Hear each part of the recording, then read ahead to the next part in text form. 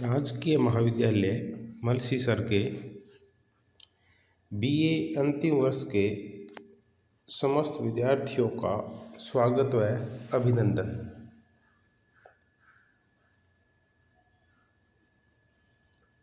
नमस्कार, मैं डॉक्टर लक्ष्मी नारायण। आज हम इस YouTube वीडियो में चर्चा करेंगे एक महान ग्रीक राजनीतिक विचारक, एक महान यूनानी राजनीतिक विचारक अरस्तु के जीवन के ऊपर। अरस्तु यानी अरिस्टोटल, इनका जीवन, इनके जीवन की घटनाएं, इनके द्वारा लिखित पुस्तकें और इनके ऊपर इनके गुरु प्लेटो का क्या प्रभाव था, इन्हीं मुद्दों को समेटता हुआ है आज का हमारा ये YouTube वीडियो। तो शुरुआत करते हैं अरस्तु के जन्म से।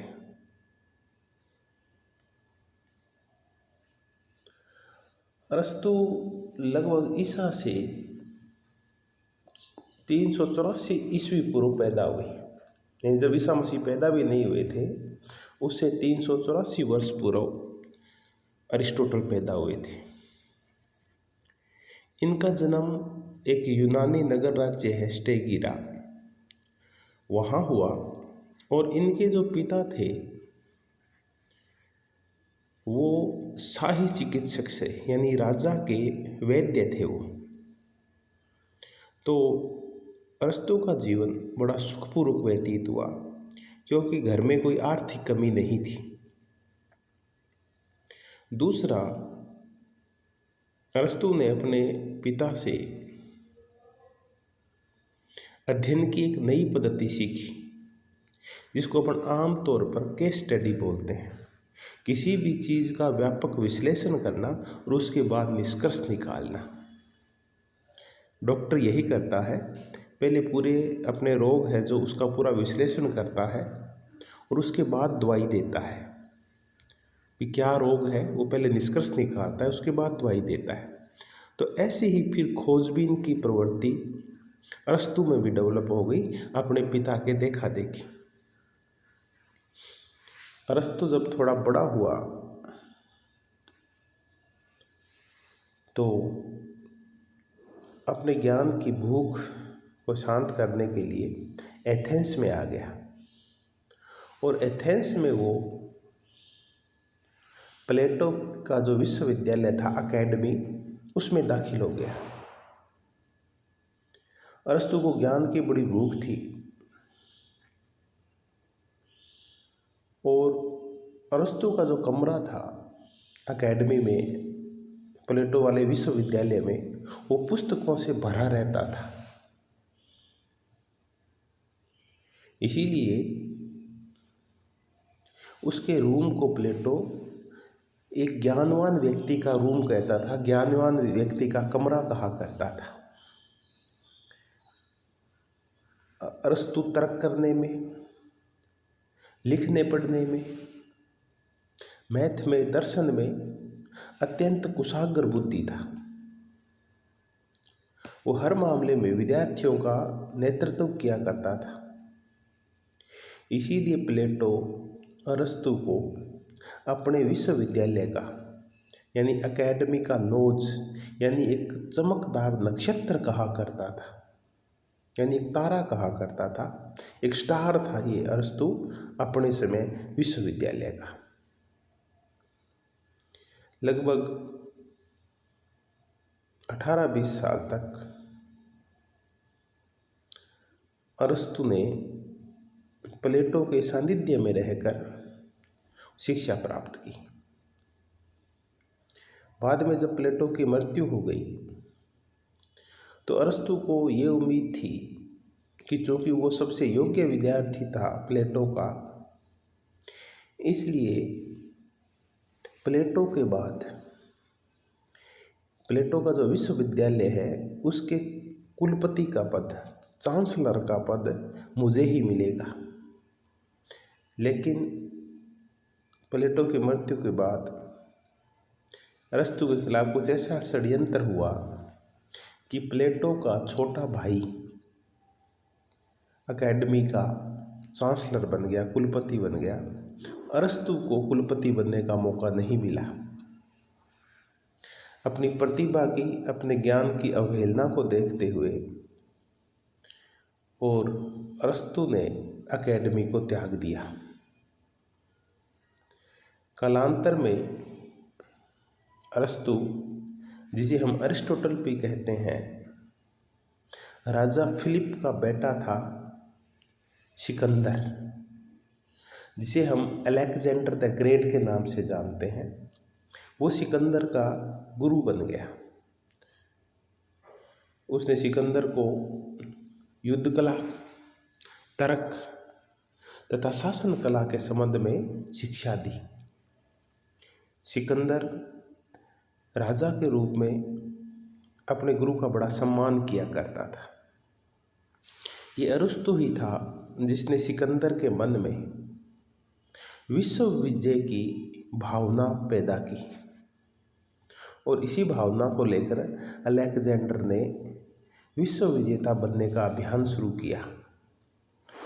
कहा तो ये भी जाता है कि सिकंदर ने जो विश्व विजय का अभियान शुरू किया और विभिन्न देशों के ऊपर आक्रमण किए, तो अरस्तु भी उसके साथ रहा करता था। और जब पोरस का जो संग्राम हुआ सिकंदर के साथ, भारतीय राजा पोरस, उसमें भी कहते हैं कि अरस्तु भारत आया था। खैर, इनके बारे में कोई ऑथेंटिक सत्य नहीं है, कोई प्रूफ नहीं है ऐसे जो ये साबित करते हो कि अरस्तु भी भारत आया था, लेकिन ऐसे कयास लगाए जाते हैं। जब तक सिकंदर जीवित था, प्लेटो का जीवन बड़ा आनंदमय था।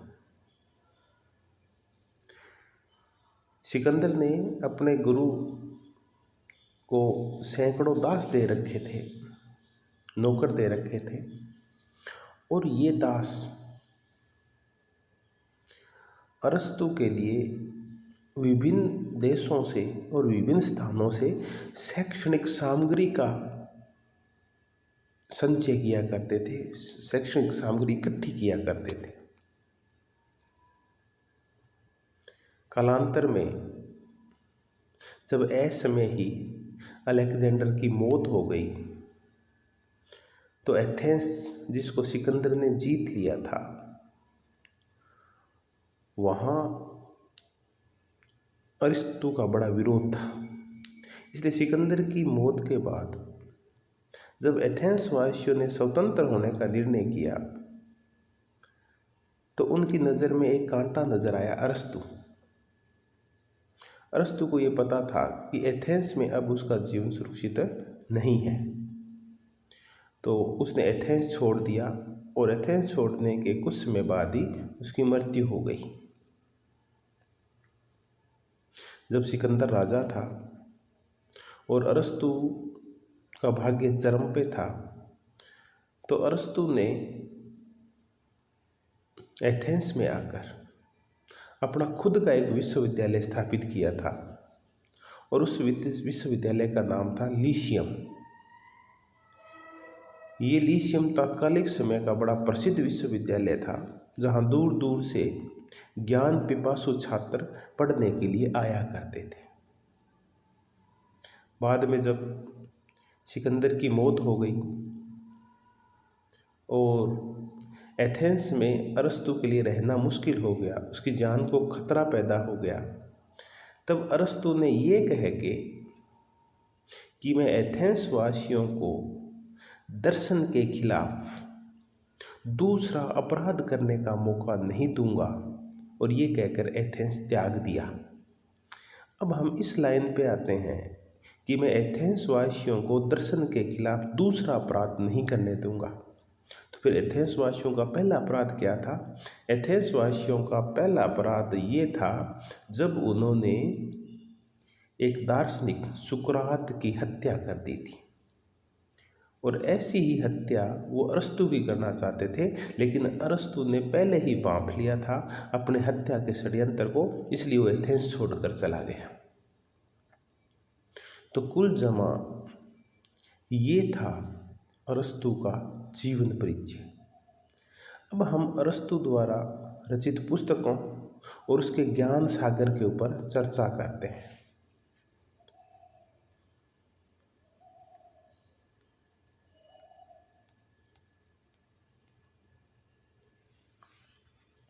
अरस्तु ने इतने विषयों के ऊपर लिखा है कि उसे सभी जानकारियों का गुरु कहा जाता है, मास्टर ऑफ देम नाउ, जो हर चीज जानता है। आप देखेंगे कि बॉटनी का पिता भी अरस्तु है, राजनीति विज्ञान का जनक भी अरस्तु है, तुलनात्मक राजनीति का जनक भी अरस्तु है। तो जब हम अपने अध्ययन को व्यापक करते हैं तो हम ये देखते हैं कि जो अधिकांश विषय है उनके पिता के रूप में हमें अरिस्टोटल यानी अरस्तु का नाम पढ़ने को मिलता है। यानी अरस्तु ने किसी एक ही विषय पे नहीं लिखा, बल्कि दसियों विषयों के ऊपर उसने अपने ज्ञान का संचय किया। तो अरस्तु को हम राजनीतिक विज्ञान का पिता बोलते हैं, प्लेटो को तो हम राजनीतिक दर्शन का पिता बोलते हैं, जबकि अरस्तु को हम राजनीति विज्ञान का पिता बोलते हैं। ये जो हमारा विषय है राजनीति विज्ञान, पॉलिटिकल साइंस, इसका जो फादर है, पिता है, इसका जनक है, वो अरस्तु है। ये अरस्तु ही था जिसने राजनीति विज्ञान को एक नया रूप दिया। ये अरस्तु ही था जो राजनीति विज्ञान को मास्टर साइंस कहा करता था, परम विज्ञान कहा करता था, क्योंकि अरस्तु का कहना था कि अन्य जितने भी विज्ञान हैं, अन्य जितने भी विषय हैं, चाहे वो चिकित्सा शास्त्र हो, रसायन शास्त्र हो, भौतिक शास्त्र हो, चाहे वो इतिहास हो, चाहे वो दर्शन हो, ये सब के सब राजनीति शास्त्र के नियंत्रण में है। क्योंकि इनका विकास तभी होगा जब किसी भी राज्य की राजनीति है वो सुचारू रूप से चलेगी, और राजनीति को सुचारू रूप से चलाने के लिए आवश्यक है राजनीति शास्त्र का सुचारू रूप से प्रकटीकरण होना। इसीलिए अरस्तु राजनीति विज्ञान को मास्टर साइंस कहा करता था। मैक्सी कहता है कि अरस्तु प्रथम राजनीतिक वैज्ञानिक है। इसका कारण क्या है? क्यों है वो वैज्ञानिक? क्योंकि अरस्तु ने राजनीति को नीति शास्त्र से पृथक कर दिया था। प्लेटो ने अपना जितना भी ज्ञान है, चाहे वो रिपब्लिक में है, चाहे वो स्टेट्समैन में है, चाहे लॉज में है, उसमें नीति शास्त्र और राजनीति दोनों को मिक्स कर रखा है। जबकि अरस्तु ने जो अपनी पुस्तक लिखी थी पॉलिटिक्स, उसमें नीति शास्त्र का नहीं बल्कि राजनीति का वर्णन किया है। तो राजनीति को नीति शास्त्र एथिक्स से पृथक करने के कारण ही हम अरस्तु को राजनीतिक विज्ञान का पिता कहते हैं। इसीलिए मैक्सी उसे राजनीति वैज्ञानिक बोलता है, राजनीतिक दार्शनिक की बजाय। हम प्लेटो को कंपैरेटिव पॉलिटिकल साइंस या कंपैरेटिव पॉलिटिक्स का पिता भी बोलते हैं, a father of comparative politics. इसका कारण ये है कि उसने 158 संविधानों का अध्ययन किया था। यानी उसने 158 राजनीतिक व्यवस्थाओं की तुलना की थी आपस में, 158 देशों के संविधानों की तुलना की थी। इसलिए हम उसे तुलनात्मक राजनीति का पिता बोलते हैं। अरस्तु ने काफ़ी कुछ लिखा। उसने 20 विषयों के ऊपर पुस्तकें लिखी, लेकिन उसकी 3-4 पुस्तकें हैं जो राजनीति की दृष्टि से महत्वपूर्ण है। तो पुस्तकों में जो सबसे महत्वपूर्ण पुस्तक है अरस्तु की, वो है पॉलिटिक्स। और इसी पॉलिटिक्स से फिर बाद में पॉलिटिकल साइंस विषय बना। पॉलिटिक्स का तात्पर्य होता है एक ऐसा शास्त्र जो नगर राज्य के शासन के बारे में हमें बताता है, जो किसी भी राज्य की शासन व्यवस्था के संचालन के बारे में वर्णन करता है, तो उसे पॉलिटिक्स कहा गया है। शासन व्यवस्था का संचालन कैसे होगा, संचालनकर्ता कौन होगा, उसके क्या नियम होंगे, कानून क्या होंगे, राज्य और नागरिकों के आपसी संबंध क्या होंगे, नागरिकों के कर्तव्य क्या होंगे, इन सब का पॉलिटिक्स में वर्णन किया गया है। इसके अलावा राजनीति के ऊपर एक और बड़ी महत्वपूर्ण पुस्तक है अरस्तु की, वो है द कॉन्स्टिट्यूशन, संविधान। और इस पुस्तक में 158 देशों के संविधान का वर्णन किया गया है और इसमें मुख्यतः एथेंस की जो राज्य व्यवस्था है उसका मुख्य वर्णन है द कॉन्स्टिट्यूशन। इसके अलावा भी इसने सैकड़ों पुस्तकें और लिखी है।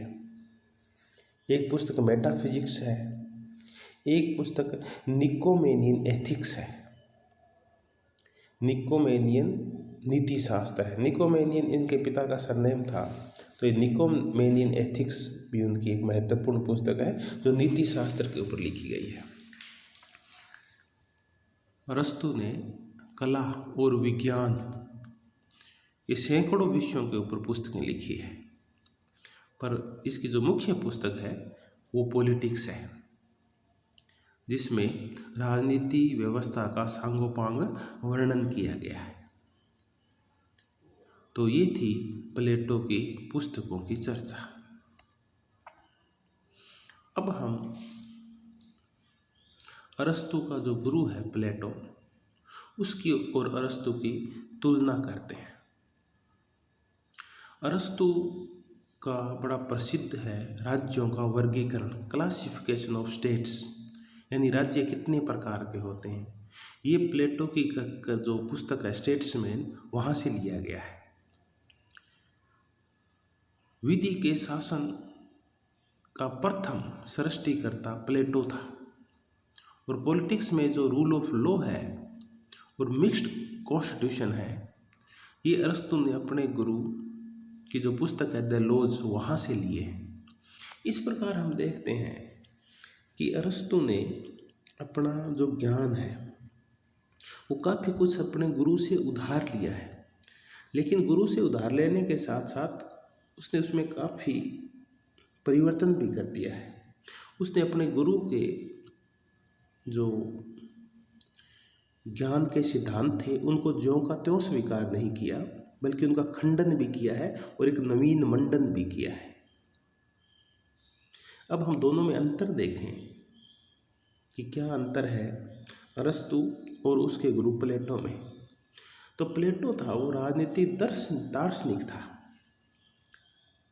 यानी वो राजनीति को एक व्यापक विषय मानता था जिसमें एथिक्स भी शामिल थी, जिसमें दर्शन भी शामिल था, जिसमें आत्मा और परमात्मा के विचार भी थे, जिसमें अच्छे और बुरे का भाव भी था, जिसमें मूल्य अत्यंत भारित थे। लेकिन अरस्तु राजनीति विज्ञान का जनक है। प्लेटो आदर्शवादी था, स्वप्निल था, जबकि अरस्तु यथार्थवादी था। प्लेटो निगमनात्मक पद्धति डिडक्टिव मेथड्स का प्रयोग करता है, यानी निष्कर्ष को पहले ही निकाल लेता है, सामान्य का निर्धारण पहले कर देता है, फिर विशेष के ऊपर जाता है।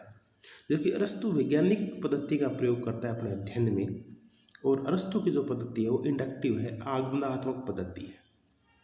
वो पहले विश्लेषण करता है, फिर संश्लेषण करके निष्कर्ष निकालता है, यानी विशेष से सामान्य की ओर बढ़ता है। और इसीलिए इसकी पद्धति है वैज्ञानिक है। इसीलिए हम अरस्तु को राजनीति विज्ञान का पिता बोलते हैं। तो आज हमने अरस्तु का जीवन परिचय क्या था, हम क्यों कहते हैं अरस्तु को राजनीति विज्ञान का पिता, क्यों कहते हैं हम तुलनात्मक राजनीति का पिता, अरस्तु ने राजनीति विज्ञान को मास्टर साइंस क्यों कहा, इसके साथ साथ हमने अरस्तु का जो विश्वविद्यालय था लीसियम उसकी चर्चा की, और साथ ही चर्चा की अरस्तु की जो मुख्य पुस्तक है द पॉलिटिक्स उसकी। आगामी वीडियो में हम अरस्तु ने राज्य के संबंध में क्या सिद्धांत दिया है अपनी पुस्तक पॉलिटिक्स में, उसका वर्णन करेंगे।